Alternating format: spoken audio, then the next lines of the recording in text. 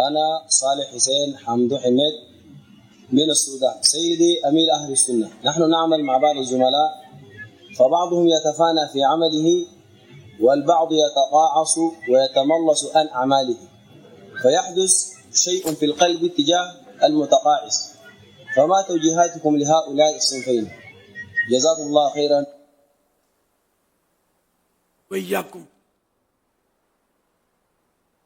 کچھ لوگ محنت سے کام کرتے ہیں، کچھ سستی سے کام کرتے ہیں، اس طرح. اب یہ کہ اگر کہیں ان کی جاب ہے، سروس ہے، ملازمت ہے، تو اس میں تو دونوں کے لیے یہ ضروری ہے کہ نارمل معتدل انداز سے کام کریں. یہ بھی نہیں کہ بالکل جان لڑا دے اور ٹوٹ جائے، ایسا نہیں. اور ایسا بھی نہیں کہ سستی. تو جو مطلب ایک نارمل ہوتا ہے طریقہ جو طے ہوتا ہے، اس کے مطابق کام کریں گے تو اس کی اجرت کے حقدار بنیں گے. اگر اس طریقہ کار سے یا جو بھی عرف ہو وہاں کہ اتنا کام کرنا ہے، اس سے کم کام کیا سستی سے، تو پھر اتنے حصے کی تنخواہ اس کو کٹوانی ہوگی. واللہ تعالی اعلم ورسولہ اعلم عز وجل وصلی اللہ تعالی علیہ وآلہ وسلم.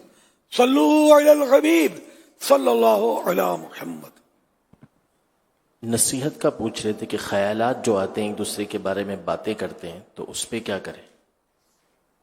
ہاں، یہ الگ بات ہے کہ اگر کوئی کام پورا کر رہا ہے اور دوسرا اس کو مطلب پھر بھی خواہ بولے جا رہا ہے، تو یہ تو ایک اصول کے بھی خلاف ہے. مزید ہے کہ اگر واقعی کوئی سست ہے تو جو اس کو ٹوک رہا ہے، کیا اس ٹوکنے کا یہ حق رکھتا ہے؟ جیسے سپروائزر ہے یا جو بھی اس کا وہ مراقب ہے، تو وہ اگر اس کو ٹوکتا ہے اور اس سے کام لیتا ہے تو وہ تو ظاہر ہے اسی کام کے لیے.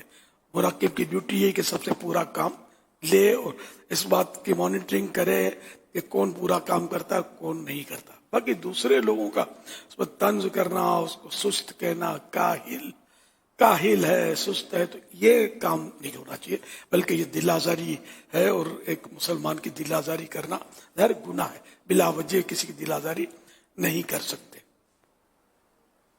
صلو علی الحبیب صلی اللہ علی محمد.